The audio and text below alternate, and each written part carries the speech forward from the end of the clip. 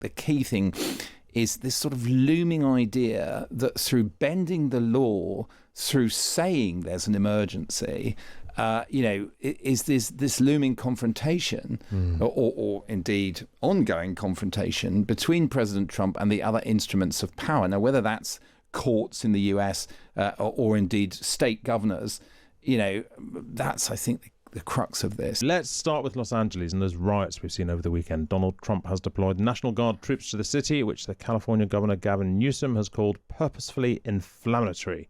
Why, Mark, did Donald Trump deploy troops? Did he need to? Was this necessary? Oh, gosh, yeah, that's a really tricky one. I mean, I think at the crux of this, and this was something you pointed out when you were talking to Tom a few minutes ago, is how big a kind of riot is this? And the general consensus seems to be it's not huge. The number of National Guard troops, 2,000 sent in, is not huge either.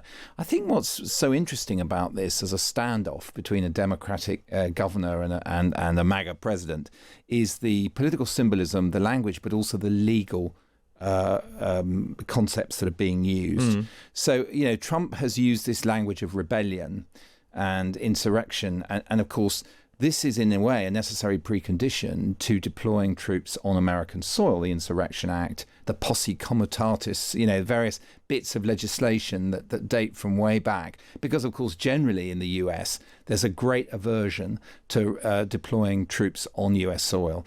And I think that's the fascinating symbolism. So Trump already invoked that legislation to deploy troops onto the border, and now he's using it in LA. And, a lot of people are saying, well, actually, this is a kind of win-win for Trump politically because he's using it to sort of show up the governor, Gavin Newsom, and he's also using it to keep on with this message about the threat of unchecked immigration to the US. And it's fascinating to see a lot of the imagery coming out of there, of the sort of Mexican flags and other things that are appearing. And that's all potent stuff, I think, for the MAGA base.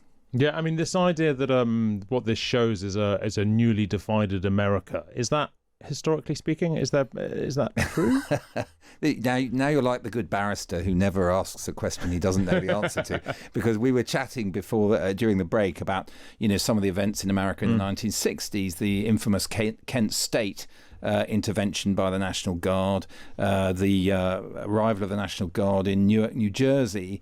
In both of these events, quite a lot of people got shot dead by the National Guard. The Chicago Convention riots of 1968. So, look, the Vietnam War undoubtedly created huge tensions in the US.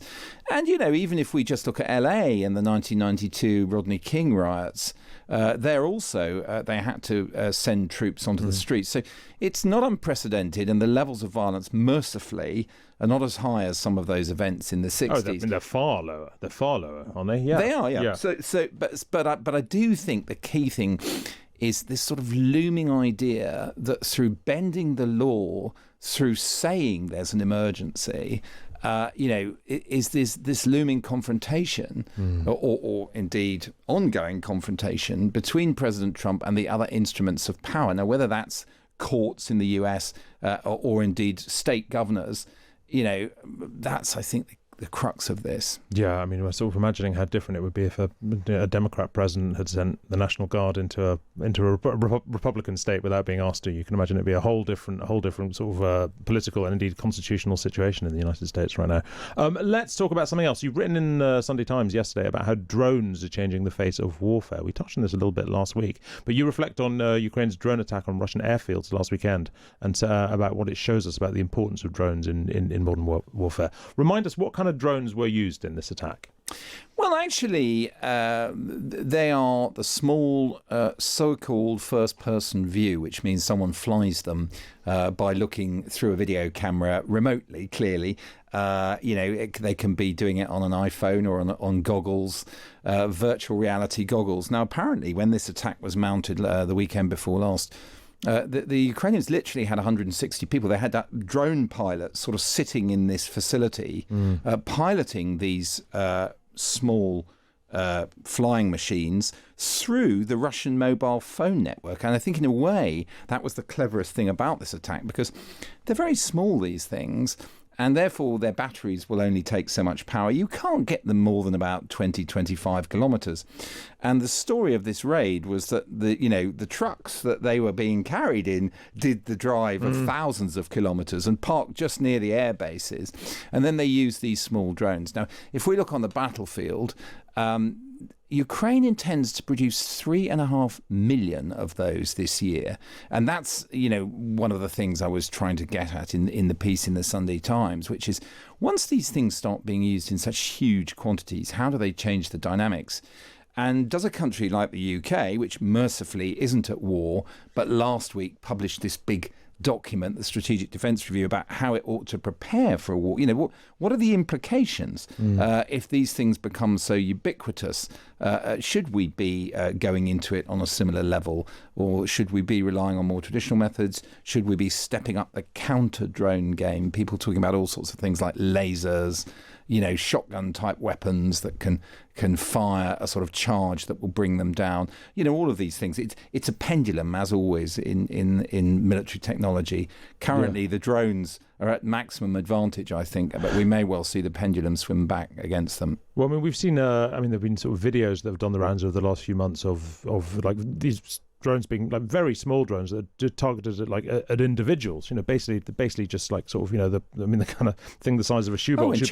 Chasing after people. Yeah. And they seem to be, rather than being a match for air power, for missiles, maybe they're a match for soldiers, literally for soldiers. Yes. Yeah. Well, when you start making them by the million. Well, exactly, yeah. And even accepting that most of them, perhaps you will take off and fly them, they won't be able to hit anything during the 15, 20 minutes that they're aloft. So you just crash them and they blow up without consequence. I mean, the fascinating thing is the big contrast here between those and artillery. Cannon firing shells, usually over ranges between, say, 10 and 40 kilometres away. Now, they still have certain advantages. If you want to bring down a barrage of, 60 shells on a position, double quick time. I mean, the shells will only take, 30 seconds or something like that to fly through the air, clearly much faster than flying a drone to that place. That still has many advantages. Conversely, as we've seen during this war, and one of the reasons why things are changing, inevitably, when you have artillery like that, the big killer in the wars of the 20th century, people dig in. And they dig trenches and they dig bunkers. And some of these videos we've seen, you see the first-person view drones actually going inside the trench, down the trench line, and finding the bunker where the troops are sheltering, and then going inside. And that artillery cannot do. So we see slowly this change in the relative position of these two methods of waging war, with claims now that the drones are now killing more people than shells, which, when you consider in the First and Second World War that shells were responsible for 70-80% of deaths, that's quite an important change. How should we understand the looming prospect of increasingly autonomous drones in warfare? That aren't being directly controlled by somebody in effectively an office with a mask on or in front of a computer. Well, so the Ukrainians are already building in autonomy into some of them, and indeed some of the ones that are being made by Britain. Britain says it hopes to make 100,000 this year for Ukraine. Now, these are bigger and go further. And one of those in particular that I'd been looking at before I wrote the article is semi-autonomous. Essentially what this means is when it gets close to the target, autonomous systems take over. And the Ukrainians have created this huge image-based database of all the Russian equipment that's used. I think you've got to be pretty sure about that stuff, because a lot of the models of tank or whatever are the same as the ones they use. Yeah. And effectively what can happen is that in the last phase of this flight, and it tends to be in the last kilometre or two, that jamming is at its most intense, and often the operators lose control of the drone, that autonomy, AI or whatever, takes over. The AI creates the algorithm used and uploaded to these drones, and then they can seek their own target. So that's already happening. And I think the more that there is jamming and electronic warfare to stop people controlling them, the more autonomy there'll be. And then people start talking about things like drone swarms, where you might send 30 after a group of targets. and they would analyse which one's already in flames, then go for it all starts to get quite dystopian. You spoke to General Sir Richard Barrons, who was one of the authors of the Strategic Defence Review that was unveiled last week. What did he think about the balance of a future, the balance of drones versus, as you say, sort of more traditional forces, tanks, aircraft carriers, etc.? Well, look, his view is, I've already said it in effect, that the pendulum currently has swung very far over, but it will swing back. And he points to all the technologies being developed that can help you to either jam or shoot down or in some other way disable these. And I'm sure he's right to a considerable extent about those. The thing I think is fascinating is, in the military or navies, whatever, you've got a concept of denial and you have a concept of control. Denial is if you put a mine on a road, no one knows quite where it is, and you can stop people going down that road. Or if you mine a harbour at sea, you can suddenly cause all the merchant ship operators to say, we're not going in there. We think there are mines in there. Control is when you actually can say, no, this is clear. Now, when you send in, for example, a naval task force, they have to be ready to meet underwater threats, subs, mines, water level threats, torpedoes, surface skimming missiles, all the rest of it, airborne threats. So in order to do that, you need normally several different types of warship. And you end up with a task group of warships that probably cost 30 billion or something to acquire and to crew, so it's much more expensive to exert control than it is to create a risk of denial or destruction.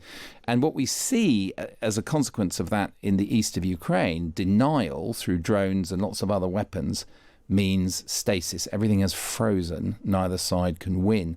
Control, which would require like an armoured group to go forward, take the enemy's position, and, in Ukraine's case, liberate parts of their country that the Russians have taken, is much harder. And that's a question I wonder about for the coming years until the pendulum swings back. Does this situation not produce more and more bloody stalemates where neither side can control absolutely. Sea or land? Well, look, speaking of spending and defence spending, obviously, the General Secretary of NATO, Mark Rutte, is in the UK today. He's going to be meeting Keir Starmer. He reportedly wants NATO members to spend 5% of GDP on defence-related spending, in line with what Donald Trump is demanding, where, of course, we are not. What do you think they're going to be talking about? Just all that, just spending? Yes, absolutely. I think this is one of those pre-summit, let's see what the parameters are type of conversations for Mark Rutte, which is he knows that last week Keir Starmer would not publicly commit to raising that level to 3% of our economy, the gross domestic product, that measure of the economy. Doing that would cost another 15 billion pounds a year on the defence budget, which is currently 53 billion. So that's the sort of difference it would make. And Keir Starmer, because of all the pressures on the public purse, all the other things people want to spend money on, schools, hospitals, benefits, is a real stretch for the UK right now. So he's trying to push that as far into the future as possible, saying it's his ambition to do it by the end of the next Parliament, which would be 2034, 2035. Rutte obviously wants something quicker. The 5% is a bit confusing because 1.5% can be sort of military-related expenditures. So there's all sorts of things you can put under that heading. The 3.5% is a real political problem, I think, for Keir Starmer potentially, because he's just given his reasons why he won't commit to 3%, and yet he's going to go to that summit pretty soon, before the end of the month, and stand up, and there'll be this target. Now, there's various ways you can soften the target. Firstly, it is just a target, and when the UK hosted the NATO summit in 2014, it set a 2% target. You might argue that was the beginning of rearmament in that sense. And several NATO members have still not met that 20. So you don't have to meet it, and there could be various bits of wriggle room. They might create the target over more than 10 years, which would possibly allow Keir Starmer to square the circle between his end of the next Parliament for 3% and when he gets up to, or UK at some point in the future gets up to 3.5%. But it's a bit of a political problem, I would say.